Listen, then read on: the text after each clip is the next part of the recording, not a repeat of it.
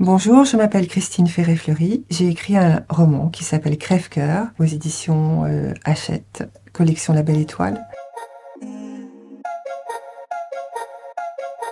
Je pense que c'est le premier livre que j'ai réussi à lire seule. C'était un livre d'un auteur qui aujourd'hui est un peu oublié, qui s'appelait André Mauroy, et ça s'appelait Le pays des 36 000 volontés. C'était un livre de la Bibliothèque Rose qui racontait l'histoire d'une petite fille nommée Michel qui se retrouvait projetée dans un univers parallèle où elle pouvait réaliser toutes ses volontés, ce qui lui paraissait absolument merveilleux et ce qui me paraissait absolument merveilleux, même si la fin du livre était un peu morale, que le but était quand même de faire savoir à l'enfant que non, réaliser tous ses caprices, c'est pas forcément une bonne idée.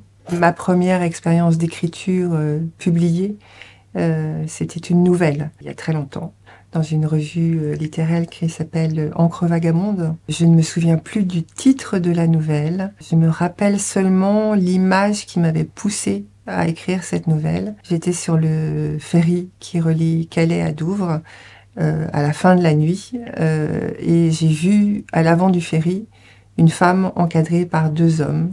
Je les voyais tous les trois de dos dans cette lueur très pâle du matin. Et cette image m'a procuré une telle émotion que j'ai eu besoin d'écrire pour me délivrer de cette émotion et pour raconter une histoire à partir de cette image. Et quand j'y réfléchis maintenant, je me dis que finalement, de livre en livre, je n'ai pas cessé de faire la même chose. Essayer de tisser une histoire à partir d'une image, à partir d'une émotion. Alors, je suis crayon ou stylo, plutôt d'ailleurs, pour les notes, pour la documentation. J'ai beaucoup de cahiers et de carnets qui sont chacun consacrés à un titre. Je les collectionne d'ailleurs, les cahiers et les carnets, et on m'en offre beaucoup.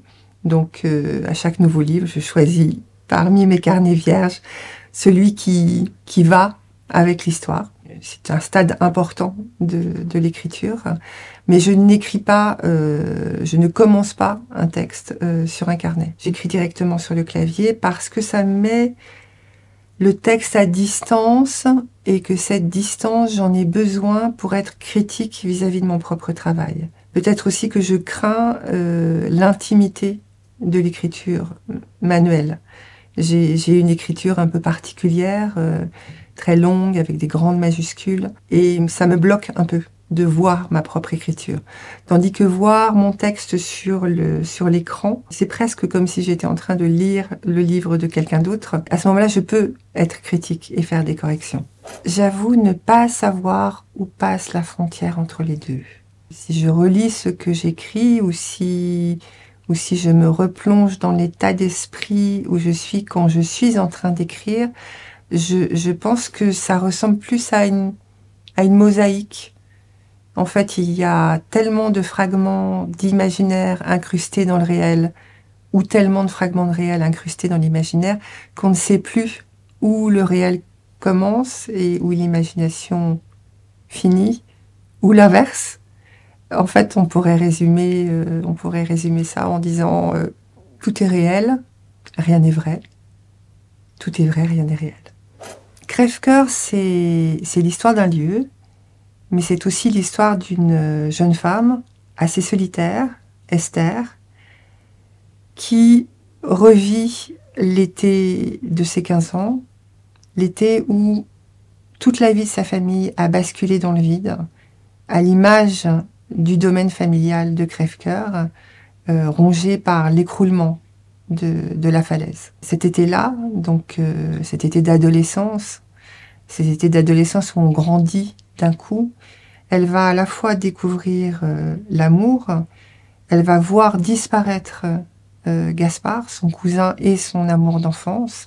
Il va y avoir un événement tragique qui va vraiment bouleverser toute la famille, tandis que leur grand-mère à tous, surnommée l'araignée, vit recluse dans cette grande maison qui est désormais fermée à tous les visiteurs. Donc c'est un été très important qui va avoir une grande influence sur sa vie d'adulte. Et 20 ans plus tard, elle revient. Elle revient à Crève-cœur parce que cette fois, c'est sûr, la grande maison va tomber. Elle est arrivée en lisière de falaise. Et c'est ce retour qui va lui permettre d'affronter ce passé, de comprendre les raisons de la disparition de Gaspard, qui n'a cessé de la hanter depuis. Aussi de savoir ce qui a détruit sa famille, quel secret a détruit sa famille. Donc ce sera une épreuve pour elle et ce sera sans doute aussi le début d'une libération.